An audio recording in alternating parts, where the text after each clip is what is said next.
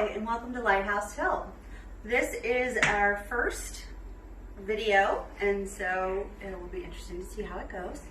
It is a very snowy day here. It is in the middle of January, and so what I thought would be a good idea today is to make a fresh batch of kombucha to put and to market a little bit later once it's ready.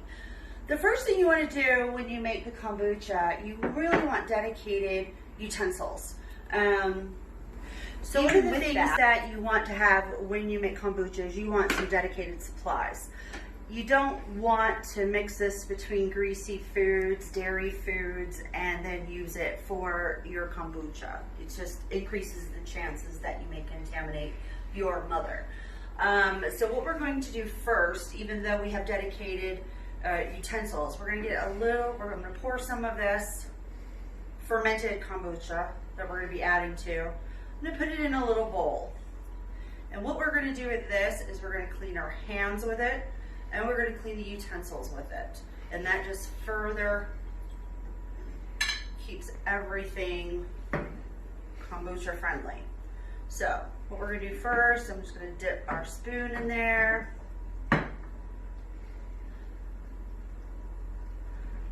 Pour a little bit in the bowl to rinse it out before we put our SCOBY in there. What we're going to focus on today, what I'm going to focus on first, is actually paring down this mother or SCOBY.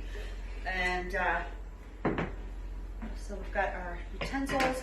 I have scissors. We're going to need these scissors to use for cutting our mother or SCOBY. SCOBY is an acronym for something that I can't remember right off the top of my head. So now I'm going to wash my hands as well.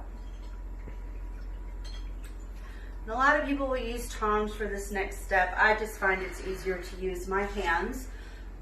So we're going to remove the cloth over the top of the container.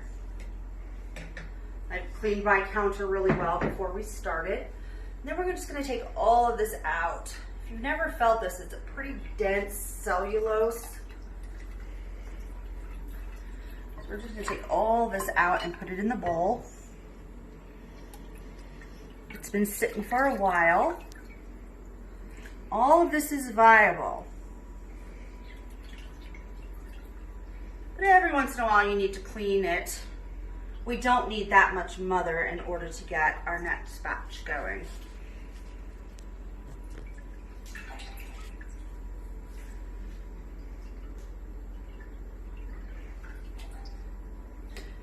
And we do want to keep the liquid in the bottom. And you'll notice at some point you can take and empty this out, clean it. I don't worry too much about it. It gets a film on the side. It doesn't hurt anything. So, and it will clear itself up. Right now it looks pretty icky, but once we get the new tea going, it will be fine. So what I'm going to do, some of these SCOBYs, if you look, these will just tear off in sheets. We only need about 2 of these thin sheets in order to get our next batch going. The rest you can throw away.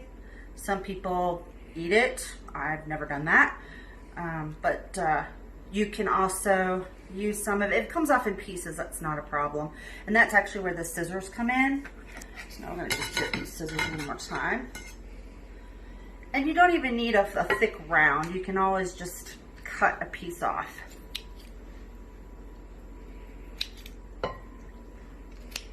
We just need enough going to get our next batch fermenting. A lot of people will take this excess SCOBY and they will sell it to you on the internet, which is absolutely fine. If they do, you want them to send twice as much liquid as the mother that they're sending you. That way you have the good starter liquid. That's why we're not throwing this away. If we throw this away, we have no starter liquid. We need that aged starter liquid. All right. Just pull off a few more of these pieces.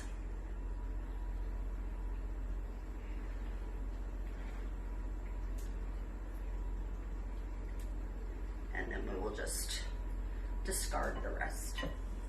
Okay.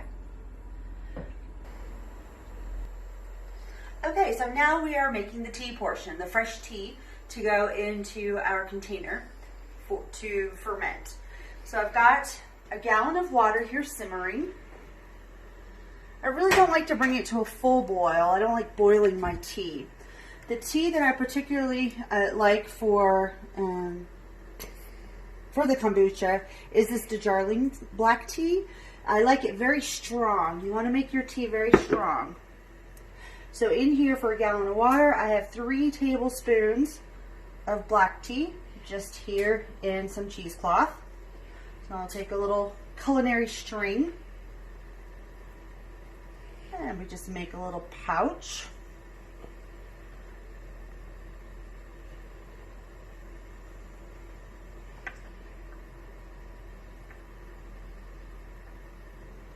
Just tie it up. You want it to have room to move around. I just tie it in a knot.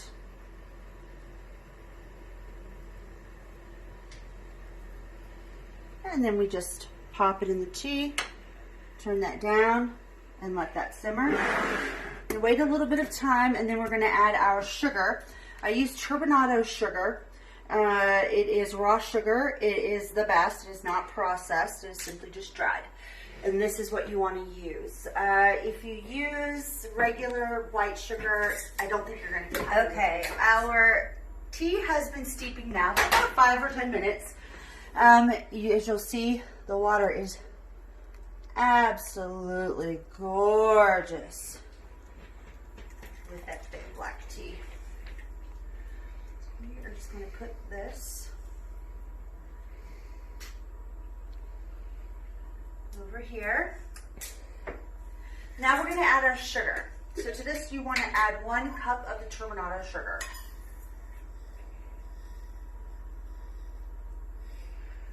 Perfect. Now we'll take our spoon that we actually used in the former batch. I'm just going to make sure it dissolves very well. You want the tea to be very sweet.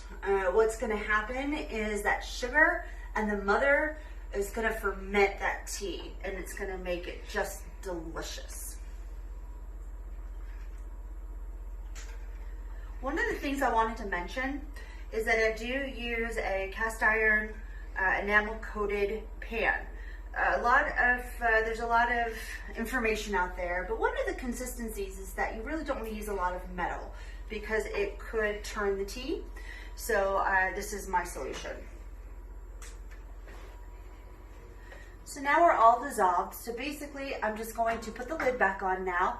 We're going to let the tea cool down. I don't want to put the tea in there when it's super hot. I want it room temperature so that when I put it into the container, we don't kill the mother.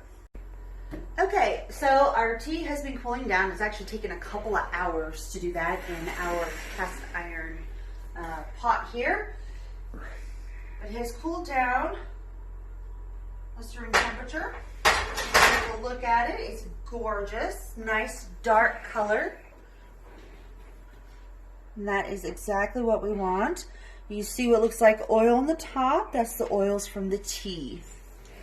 So now I'm going to remove the top. We're going to pick this up and just pour it in.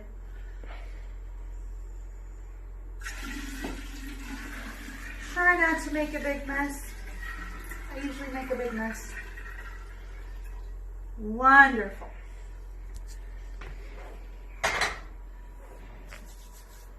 So what you'll notice, so these are mothers that are down here, what you're going to notice over the next couple of days, and I'll try to give it a shot of it every day and post it.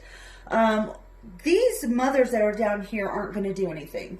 What this does is it's going to form a new mother on top, or a new SCOBY on top, and then these will stay separate. So that's normal if you ever notice that if you're making your own kombucha. Don't think that you've done something wrong. That's exactly what's supposed to happen.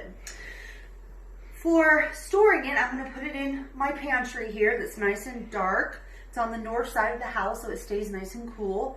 It doesn't really matter if your kombucha ferments at a warmer temperature, it's just going to ferment quicker. If it's a little cooler, it's just going to ferment a little bit longer. Typically in the winter time, it takes a little longer to get your ferment than it does in the summer. So what I'm doing is I have just a hand towel, a clean hand towel that I have put over the edge. You actually want to get some of the natural bacteria from the air around, so you don't want to put, your mother needs to breathe, so you want to keep something that is porous but is dense enough so that bugs and dirt and whatnot won't get in. So now we're going to put this in the pantry. I'll take a picture of it every day and post it online, and then at about day 5 we'll start tasting it and get it to the perfect flavor. I like it a little bit on the sweet side, and then I like to finish the ferment in a bottle to get a nice fizz. So stick with me and we will get through this together. Thank you.